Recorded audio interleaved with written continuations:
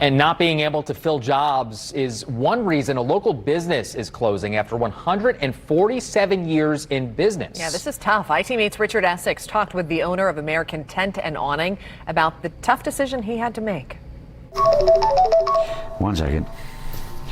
American Tent. When the phone rings, Tom Simpson knows it's another customer that he is forced to turn away. I'd like to help you, buddy, but I've had to close. The economy and other issues brought on by the coronavirus have forced he and his business partner to close the doors. The COVID just wiped everything out. And John and I were looking at probably the best year we'd seen since 2017. And it all disappeared in the course of 2 weeks. Never throw anything away, right? In April of last year, IT-Mate introduced you to Simpson. At the time, he had furloughed most of his employees, helped them sign up for unemployment, and fed them when the paychecks stopped coming. He was able to keep a small crew working through part of last year, putting up tents for outdoor dining, along with a few medical tents. But getting people to come back to work has been a struggle. A lot of them have had to go on to other things. And so the others, the summertime help, they're making more money on unemployment. They don't want to come back to work. And I've talked with my friendly competitors, and they have the same problem. They're starting to get some business, but they can't find anybody that wants to work. American Tent and Awning was founded by the Trumper family almost 150 years ago. I know that the first tent that they ever did for a president was Ulysses Grant. The company has provided the tents for numerous mini marathons, more state fairs and Indy 500s than Simpson can remember.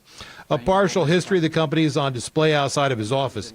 He's known for his gentle nature and his interesting sense of humor. And everybody says, well, how'd you get that tent to bend? I said, my guys can't put a tent up straight. It was easy.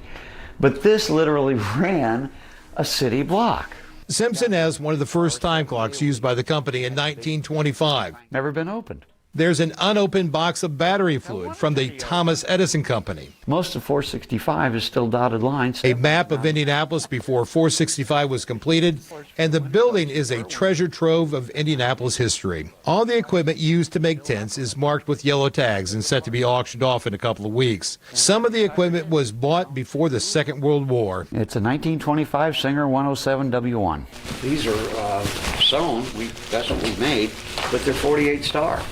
Simpson has a handful of 48-star American flags that were sewn by the company. My sons and I made the decision, let's shut her down.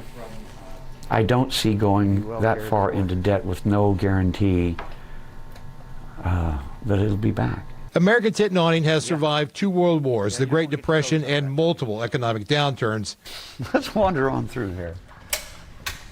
But not the COVID-19 pandemic.